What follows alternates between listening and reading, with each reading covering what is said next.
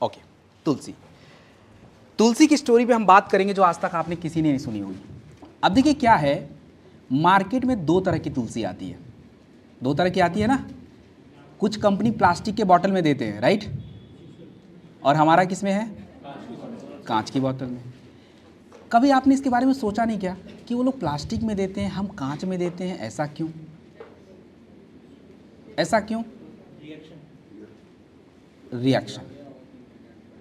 चलिए, रिएक्शन क्यों होता है फिर, और वो लोग फिर प्लास्टिक में कैसे मेंटेन कर लेते हैं भाई? अगर रिएक्शन कर रहा है तो वो लोग फिर प्लास्टिक में कैसे डाल दिए? चलो, कुछ तो पता है। प्रॉब्लम यही है कि देखो क्या है, अब अगर एज ए कंपनी अगर आप देखेंगे, हर कंपनी का एक छोटा सा बेसिक रूल होता है कि कॉस्ट को कम करना, क्वालिटी मेंटेन करना और प्रॉफिट मैक्सिमाइज करना। यही होता है ना basic rule, that's a basic business rule है।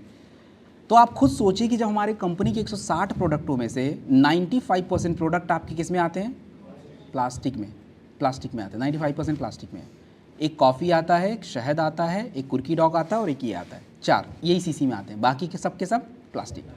तो जब हम बाकी के प्लास्टिक में दे रहे हैं तो इसको कांच में क्यों दे रहे हैं?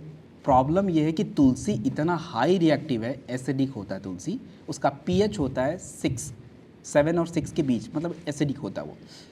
और सही बात बताया जाए कि तुलसी अगर प्योर क्वालिटी की तुलसी को अगर हमने मिला दिया, इसमें तो 5 तुलसी मिला रखी है भाई, 5, इतना हाई रिएक्टिव हो जाता है कि तुलसी कभी प्लास्टिक में टिक ही नहीं सकता है, बिल्कुल नहीं टिकेगा। आपको एक्सपेरिमेंट करना है कर लीजिएगा, वो क्या बोलते हैं उसको, होमपैथ वाली जो सीसी आती है ना, रख दीजिएगा डाल के, कुछ दिन बाद देखेंगे तुलसी कहाँ गया, तुलसी गया, वो लीक हो गया, ख़त्म। एसिड जो आपके बॉडी में बनता है उससे कहीं ज़्यादा रिएक्टिव एसिड होता है। तो हमें थोड़ा मात्रा में तुलसी बोला जाता है लेने के लिए। कुछ लोग बोलते हैं अरे तुम्हारा पेट में जलन हो जाएगा। अरे भैया, तुलसी का बॉटल पीने के लिए थोड़ा ना बोला था, एक ही ड्रॉप तो पी रहे हैं।